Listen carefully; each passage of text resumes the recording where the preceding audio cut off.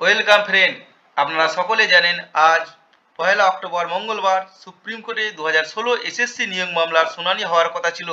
আজকে মামলাটি 27 নম্বর সিরিয়ালে নথিভুক্ত হয়েছিল এবং আজকে মামলার শুনানি হয়নি এবং মামলার পরবর্তী দিন 23 অক্টোবর সুপ্রিম কোর্টের পক্ষ থেকে ধার্য করা হয়।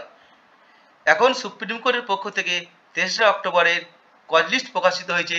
এখন আমরা দেখে নেব 23 অক্টোবর এসএসসি মামলাটি শুনানির জন্য কত নম্বর সিরিয়ালে নথিভুক্ত হয়েছে এবং এসএসসি মামলার শুনানির সম্ভাবনা কতখানি। এটি হচ্ছে সুপ্রিম কোর্টের পক্ষ থেকে 23 অক্টোবরের cause list. Chief justice courts, দেখুন honourable chief justice J B Pardiwala এবং মনোজ মিশ্র 10:30 থেকে কোর্টে বসবেন। এদিন কিন্তু কোনো স্পেশাল বেঞ্চ নেই।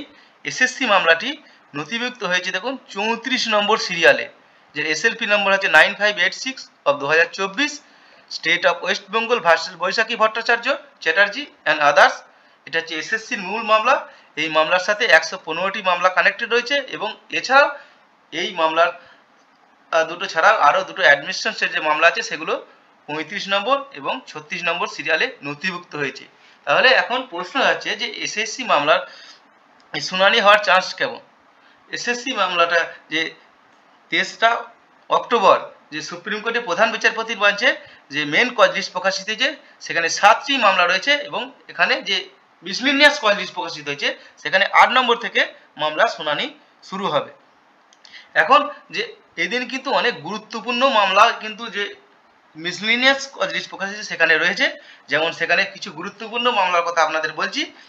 14 নম্বর সিরিয়ালে রয়েছে তেলেঙ্গানা স্টেটের মামলাটা এবং 15 নম্বরে যে আজকে যে দীর্ঘ শুনানি হয়েছিল সেই স্টেট ব্যাংকের মামলাটা কিন্তু 23 অক্টোবর কিন্তু 15 নম্বর সিরিয়ালে নথিভুক্ত রয়েছে। এছাড়া 19 নম্বর সিরিয়ালে কর্ণাটক স্টেটের যে মামলাটা রয়েছে এবং 21 নম্বর সিরিয়ালে সেন্ট্রাল বোর্ড অফ ডিরেক্ট ট্যাক্সের মামলাটি রয়েছে এবং 23 নম্বর সিরিয়ালে এই যে মামলাটা আপনারা 23 নম্বর সিরিয়াল দেখতে পাচ্ছেন, এটা কিন্তু খুবই গুরুত্বপূর্ণ মামলা। অল ইন্ডিয়া জাজেস অ্যাসোসিয়েশনের এই মামলাটি রয়েছে। এই মামলাটির কিন্তু শুনানি দীর্ঘক্ষণ হতে পারে যদি শুনানি জন্য ওঠে এবং 26 নম্বর সিরিয়ালে যে মামলাটি রয়েছে জিএসটির মামলাটি রয়েছে। অতএব যে এসএসসি মামলাটা কিন্তু যেহেতু 34 নম্বর সিরিয়ালে নথিভুক্ত হয়েছে তাই এসএসসি মামলার শুনানি হওয়ার চান্স কিন্তু কম। যদি শুনানিটা এসএসসি মামলার শুনানি গুরুত্বপূর্ণ মনে করতো তাহলে প্রধান বিচারপতি হয়তো টপ অফ দ্য লিস্ট ব্যাপারটাকে রাখতো, কিন্তু যেহেতু আজকে শুনানি হয়নি, যেখানে যে আজকে যেটা বলা হয়েছে তার রিটেন ইনস অন পজিশন, অর্থাৎ যে পজিশনে ছিল সেই পজিশনেই কিন্তু রয়েছে, তাই মামলার কিন্তু শুনানির জন্য কিন্তু আগিয়ে কিন্তু লিস্টে আসেনি। তাই এসএসসি মামলা শুনানি হওয়ার কিন্তু যদি প্রধান বিচারপতি না চায় শুনানি কিন্তু আশা করা যাচ্ছে যে আগামী বৃহস্পতিবার 23 অক্টোবর এসএসসি মামলার শুনানি হবেই না, চান্স কিন্তু খুবই কম।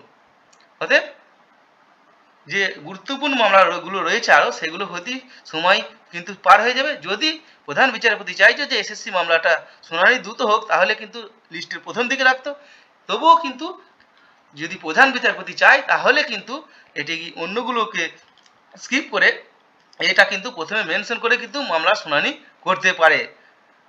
এখন দেখা যাক যে আমাদের লক্ষ্য থাকবে যে এই দিন কিন্তু এসএসসি মামলার শুনানিটা হবে কি না হবে সেদিকে লক্ষ্য থাকবে। পরবর্তীতে এসএসসি মামলার আপডেট পাওয়ার জন্য আমার ইউটিউব চ্যানেলটি যদি এখনও পর্যন্ত সাবস্ক্রাইব না করে থাকেন এখনই সাবস্ক্রাইব করে দিন এবং ভিডিওটি ভালো লাগলে লাইক করবেন এবং শেয়ার করে সকলকে এই বিষয়ে জানিয়ে দিন। ধন্যবাদ।